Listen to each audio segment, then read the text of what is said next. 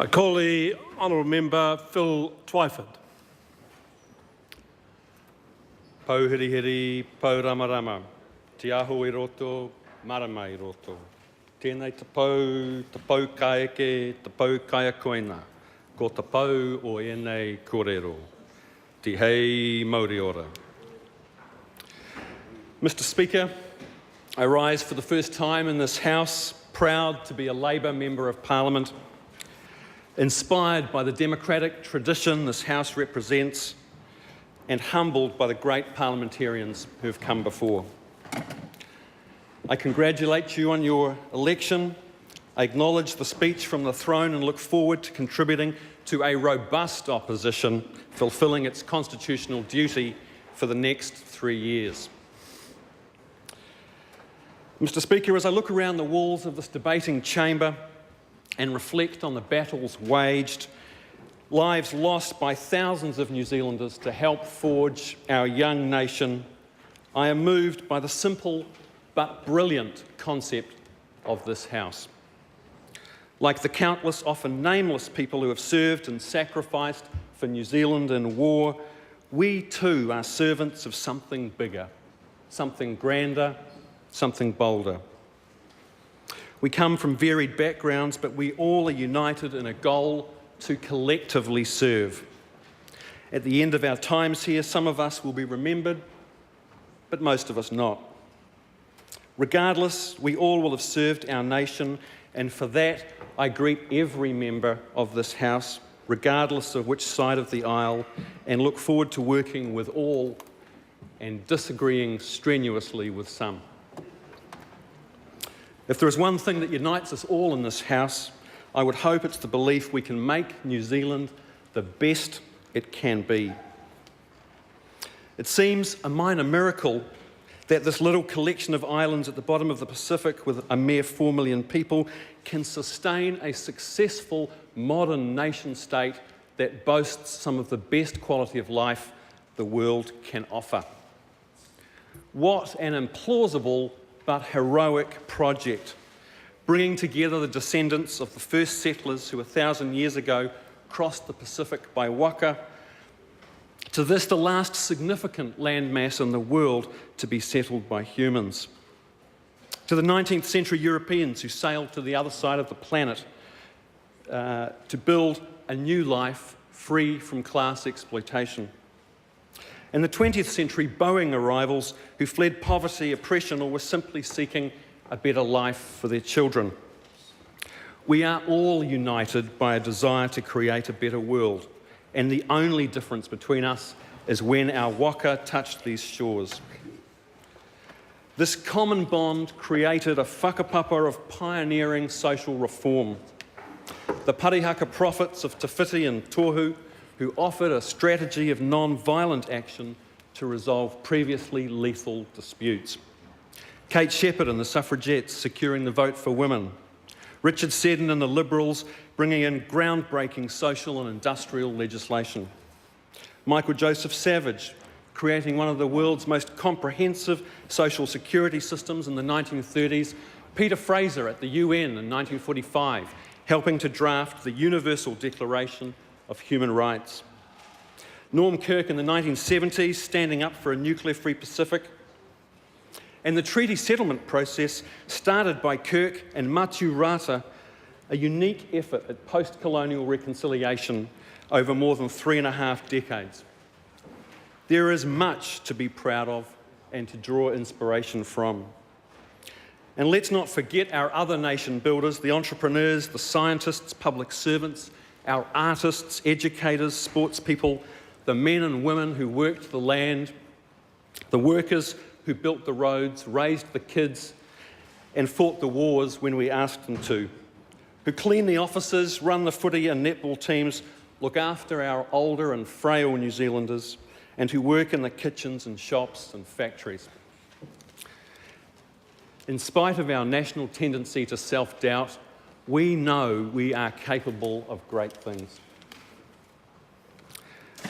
I believe that to achieve great things, there are a few things we must do first. I believe we must unleash the talents of all of our citizens. This will take great health and education systems and a shared belief that unemployment, incarceration and ill health are simply human waste that we cannot afford. I believe we must recognise there are some things we do more efficiently and fairly together rather than privately. Smart, strong government can deliver the essentials: healthcare, cost-effective social insurance, education, superannuation. These social supports mean we all get the best possible start in life, and after that, it's up to each of us to apply our talent and hard work. This, to me, is modern socialism. This, to me, is what it means to be in a modern New Zealand Labour Party. I reject the notion that government is a burden. In a global marketplace where billions of dollars can be moved across borders at the click of a mouse, it's easy for the big to get bigger at the expense of the vulnerable. Rules are needed for fair competition and to make markets work. Government can have a role in owning strategically important enterprises. I believe we must constantly look for ways to help our firms to grow and create high-value jobs and seize the opportunities in global markets. We have to invest more in research and development and science based on our comparative advantages. We have to keep building the infrastructure for a 21st century economy. And we must meet head-on the challenge of sustainability. If we win, we can continue to do business in a post-carbon world and enjoy a truly clean and green New Zealand. If we lose, it doesn't bear thinking about. Is there a New Zealander who doesn't want their children or grandchildren to once again be able to swim in our beaches and rivers and lakes? None of this will happen unless we strike a deal with each other based on the common good. A deal that says if we work hard and play by the rules, we will have every opportunity to get ahead and enjoy the fruits of our labours. That we pay our fair share of taxes because they are the price of a decent society, the only way to truly protect the Kiwi way of life, the fair go for all. They are the price of a decent New Zealand where the local school provides a great education, where access to health care is not determined by the size of your wallet, where if you're injured at work or play, you're looked after, and where no one needs to live in a gated community to feel safe. And that is why I am proud to stand here today as a Labour Member of Parliament.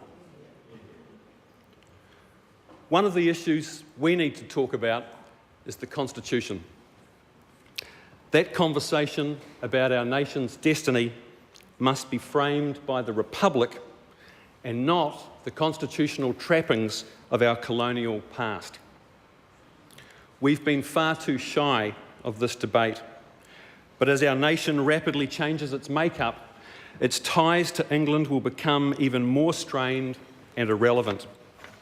As I look around this House, I see the most diverse House in the history of this institution, and the last thing that I think of is the Queen on the other side of the world. It's not a debate we should leave for the Australians to have first, and then by some kind of osmosis follow in New Zealand. We must have this discussion on our own terms. It's a journey that I hope to play a role in as a first-generation New Zealander, the fourth child of Sam and Gillian Twyford, who arrived fresh off the plane at Whanuapai shortly before I was born in 1963 as part of the great post-war British diaspora. My mother, who will be watching this speech on television, more than anyone, made me who I am. She brought love and hard work to the task of raising 5 children on her own. We were never what you'd call poor, but to put jam on our bread, she cleaned other people's houses and worked the night shift at a local rest home. In midlife, a stroke left her disabled, but she recovered amazingly and has lived independently for the last 23 years, thanks to her grit and drive. While my mother is the core of my being, I trace my political awakening to a couple of important moments. As a fifth former at Westlake Boys High School, I listened on a transistor radio at lunchtime to a news broadcast of police and army evicting Ngāti Whātua from Bastion Point on the orders of then Prime Minister Rob Muldoon. It struck me as shameful that a democratic nation could send in the might of the state to evict these people from their land. The second was the visit to my school of Michael Lapsley, a New Zealand Anglican priest who was part of the anti-apartheid movement. A parcel bomb from the South African intelligence services blinded him and blew his hands off. I wagged a class to hear him speak to a group of older students, and the story of his courageous refusal to compromise his beliefs before the unyielding power of the state changed my life. My moral and political compass took its bearings through the economic and social turbulence of the 1980s. Like thousands of other New Zealanders, I marched against apartheid, blockaded our harbours against nuclear-armed ships, and door-knocked for the election of the fourth Labour government. Its independent foreign policy, long overdue social and environmental reforms, and progress on the treaty were cause for elation. But as for many, the sweet taste of social progress turned to ashes in my mouth. An economic crisis became the pretext for an ideological blitzkrieg that tried to impose a commercial model on almost every facet of our nation's life. Change was needed, but by God, we paid the price in poverty, inequality, loss of productive capacity in our firms, and damaged generations. We're still paying. It is possible, I believe, to run an open economy that welcomes good foreign investment while also protecting what is good and valuable about our landscape, our institutions, and our way of life. It is possible to have a business-friendly environment while respecting the rights of workers and treating them with dignity. It is possible to celebrate success and wealth creation while also giving a hand up to those who need it. It is possible. During the dark years of the Douglas Richardson experiments, I've refocused my energies on humanitarianism and development, first as the founding executive director of Oxfam New Zealand, and then as advocacy director of Oxfam International, based in Washington, DC. We gave many thousands of New Zealanders the chance to help in a practical way to make our planet a fairer place. We smuggled medical supplies into Bougainville through a military blockade so mothers who had fled the fighting into the bush would not die preventable deaths in childbirth. We funded loans to Ethiopian farmers driven from the land by famine so they could start businesses. We provided legal support for widows who lost their husbands and children in the Guatemalan Civil War so human rights abusers would be brought to justice. I tell you these things to illustrate my view that we all need to stand up against what we see as wrong in our communities. Not to act makes us part of the problem. My latter years with Oxfam taught me you cannot achieve lasting change without politicians prepared to be courageous, to take risks, to do what is right. As I lobbied the UN Security Council against the invasion of Iraq, Helen Clark's stand against the Bush-Blair-Howard war made me proud to be a New Zealander. As a social democrat, it's hard to underline enough how important Helen Clark and Michael Cullen and their generation in Labour politics have been to our hopes for this country. They rescued our party and rebuilt it. They brought our nation's politics back to a better, more sensible place. They reconstructed a working model of social democracy anchored in Labour values. And for that, I say thank you. I want to conclude by thanking those who have travelled with me so far on this journey. My colleagues in journalism, my fellow members of the Service and Food Workers Union and the wider Labour movement, my Oxfam mates both here and abroad, and numerous party colleagues. I want to single out my campaign manager, Barbara Ward, and the members of the North Shore Labour Electorate Committee who have campaigned alongside me for 2 elections, particularly Francis and Bill Bell. And most of all today, for my partner Joanna and our son Harry, I say this: this land is our land, and nothing is too good for the future generations we will pass it on to. Nō reira, e ngā mana, e ngā reo, e ngā rangatira maha, kua rupeki mai nei ki raro I te tuanui o tēnei o tō tātou whare. Tēnā koutou, kia ora mai anō tātou.